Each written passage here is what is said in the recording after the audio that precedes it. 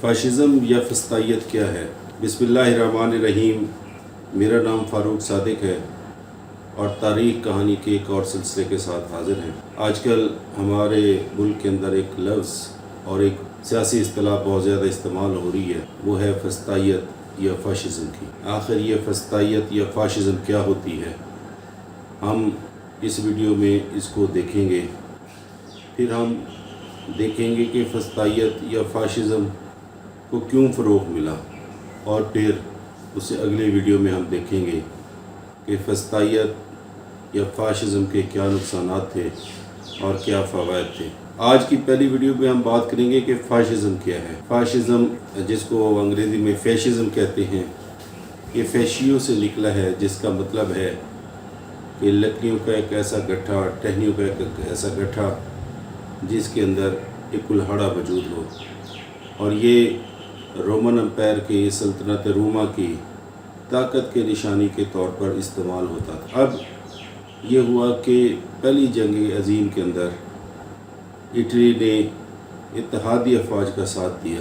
Italy کا بہت نقصان ہوا، لیکن جن خواہشات پر اور جن وعدوں پر اٹلی نے اپنی جنگ میں شرکت کی، اتحادیوں نے وہ وعدے پورے نہ کیے، اور اٹلی جو ہے اس کا شدید نقصان ہوا۔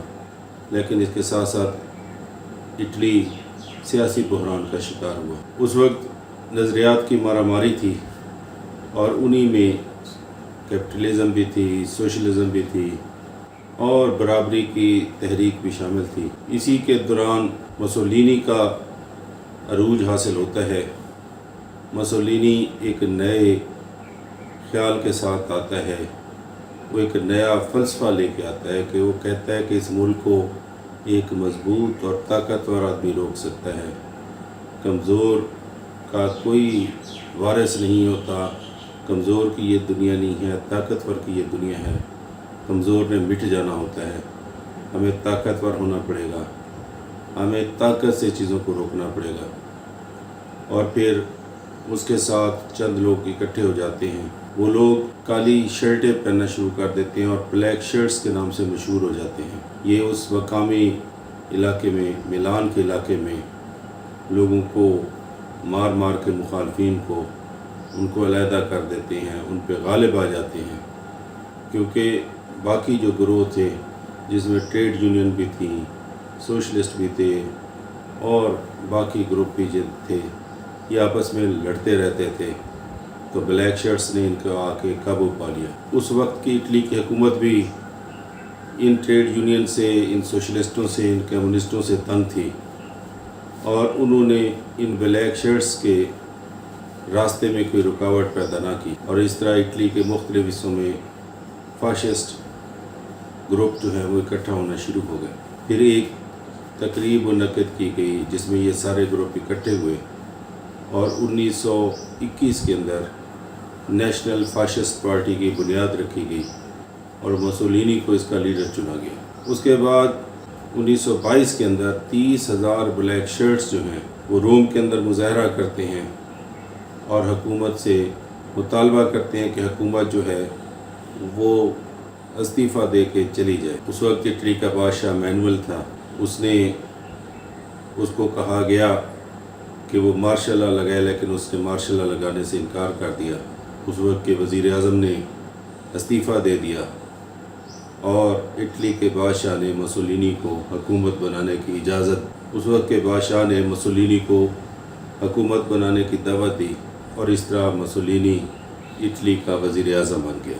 وزیر اعظم بننے کے بعد مسولینی نے ایسی پالیسیاں بنائیں کہ جس کی وجہ سے اس نے اپنے مخالفین کو ختم کر دیا، ٹریڈ یونینز کو ختم کر دیا، سوشلسٹوں کے اوپر پابندی لگا دی، کمیونسٹوں پہ پابندی لگا دی، اور یہاں تک کہ اس کے اتحادیوں میں سے بھی اگر کسی نے بغاوت کرنے کی کوشش کی تو اس نے کرائے کے قاتلوں سے ان کو مروا دیا، اور آہستہ آہستہ مسولینی طاقتور تر ہوتا چلا گیا۔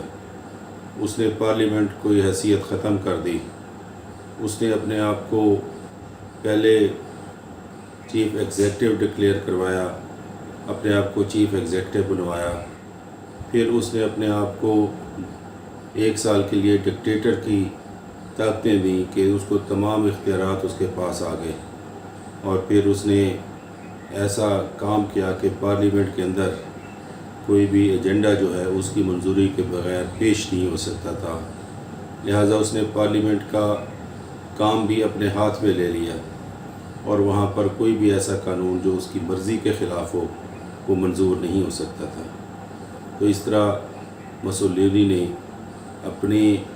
مسولینی نے اپنے پیروکاروں کو استعمال کر کے بزور طاقت اپنے مخالفین کو ختم کیا، اور پھر وہ اقتدار میں آ گیا۔ اقتدار میں آنے کے بعد اس نے پولیس کا استعمال کر کے، ریاستی اداروں کی طاقت استعمال کر کے اپنے مخالفین کو ختم کر دیا۔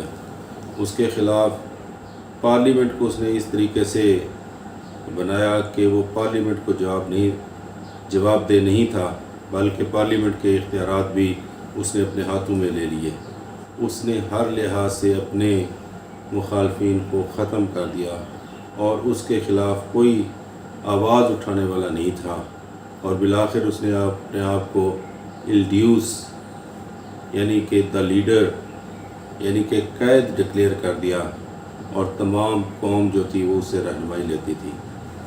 تو یہ تھا فاشزم، جس کے اندر نہ صرف اپنی تنظیمی طاقت بلکہ ریاست کی طاقت استعمال کر کے اپنے مخالفین کو کچل دیا گیا، اور نہ صرف وہ اس نے ایسا کیا بلکہ وہ ایسا کرنے کا پروپیگنڈا بھی کرتا رہا، اور اس نے لوگوں کو قائل کیا کہ یہی ایک طریقہ ہے جس سے ملک ترقی کر سکتا ہے۔ یہ ہماری آج کی ویڈیو تھی۔ اگلی ویڈیو میں ہم دیکھیں گے کہ وہ آخر کیا پس منظر تھا جس کی وجہ سے مسولینی کے ان انتہائی شدت پسند خیالات کو لوگوں نے قبول کیا، یہ پنپے لوگوں میں ان کی اپنائیت پیدا ہوئی، اور مسولینی کامیاب ہوا۔ اور آخری ویڈیو کے اندر ہم دیکھیں گے کہ کیا فاشزم کے صرف نقصانات ہی تھے یا اس سے کچھ فوائد بھی ہوئے، اور ان نقصانات اور فوائد کا ہم ایک موازنہ کریں گے۔ امید ہے آپ کو یہ ویڈیو پسند آئی ہوگی۔ اگر یہ ویڈیو پسند آئی ہے تو ہمارے اس چینل کو لائک کیجئے، سبسکرائب کیجئے، اور آپ کی یہ تھوڑی سی محبت ہمارے اس چینل کے لیے بہت بڑا اثاثہ ہے۔ Thank you very much.